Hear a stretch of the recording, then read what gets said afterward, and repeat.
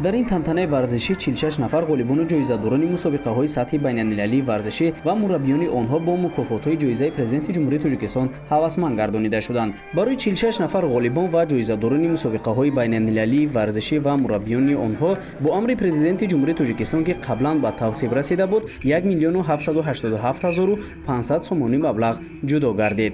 Дар ин маросим нахуст муовини сарвазири мамлакат Дилрабо Мансурӣ доир ба дастовардҳои соҳаи тарбияи ҷисмонӣ ва варзиш дар соли 2024 иброзӣ сухан карда самараи заҳматҳои ливобардоронро дар ин давра некумуассир арзёбӣ намуд. баъди ба даст овардани истиқлоли давлатӣ дар мамлакат муносибат ба соҳаи тарбияи ҷисмонӣ ва варзиш ҳамчун омили тандурустиву тавонмандӣ ва воситаи муаррифии давлати соҳиби истиқлол мазмуну моҳияти нав пайдо кард. далели ин гуфтаҳо ғолибияти Солмон Маҳмадбеков, Темур Раҳимов ва Давлат Болтаев дар бозиҳои Олимпии Париж 2024 аст ки бо гирифтани 3 медали биринҷӣ номи Тоҷикистонро дар қатори давлатҳои дорои медали бозиҳои олимпӣ сабт намуданд ки ин боиси қаноатмандист.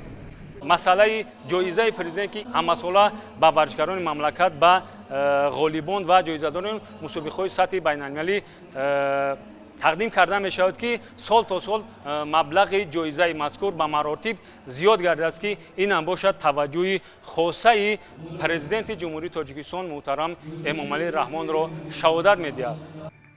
қобил ба зикр аст ки Кумитаи кор бо ҷавонон ва варзиши назди ҳукумати ҷумҳурии Тоҷикистон дар соли 2024 озмуни ҷоизаи варзишгари беҳтарини сол, мураббии беҳтарини сол, мактаби варзишии беҳтарини сол, беҳтарин федератсияи варзишии сол, беҳтарин иншооти варзишии сол, беҳтарин шаҳри варзишии сол ва амсоли инро эълон намуда буд ки беҳтаринҳо муайян шуда дар маросими ҷоизасупории имрӯза қадрдонӣ карда шуданд. Темур Раҳимов дорандаи медали биринҷии бозиҳои олимпӣ дар ин тадбир ҳамчун варзишгари сол дониста шуда бо мукофотҳои баланд пуливу ҷому диплом ва нишони сарисинагии шуҷоат ва ҷавонмардӣ қадрдонӣ гардид. вақтона ман тӯли чанд сол мешавад ки аз ҷоизаи президенти ҷумҳурии Тоҷикистон баҳравар ҳастам.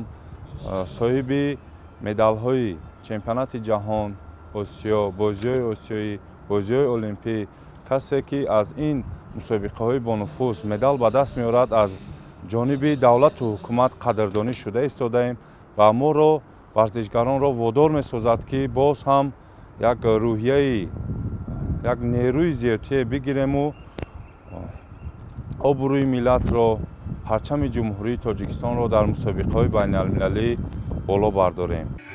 бояд таъкид дошт ки сол то сол аз ҷониби давлату ҳукумати кишвар бобати рушди соҳаи тарбияи ҷисмонӣ ва варзиш таваҷҷӯҳи хоса зоҳир мегардад. ин омил самараи нек дода паҳлавонони мо дар мусобиқоти сатҳи ҷаҳонӣ бо рӯҳияи баланди ҷавонмардӣ рақобат менамоянд ки бадин васила муаррифгари давлату миллати хеш ба ҷаҳониён хоҳанд шуд. бешак рушди соҳаи варзиш барои ҷомеаи солим низ нақши асосӣ дорад. бо назардошти ин имрӯз аз ҷониби ҳукумати кишвар тамоми инфрасохтор барои ҷалби ҷавонону наврасон ба варзиш фароҳам оварда шудааст ки сол то сол ихлосмандони ин соҳа бештар мегардад.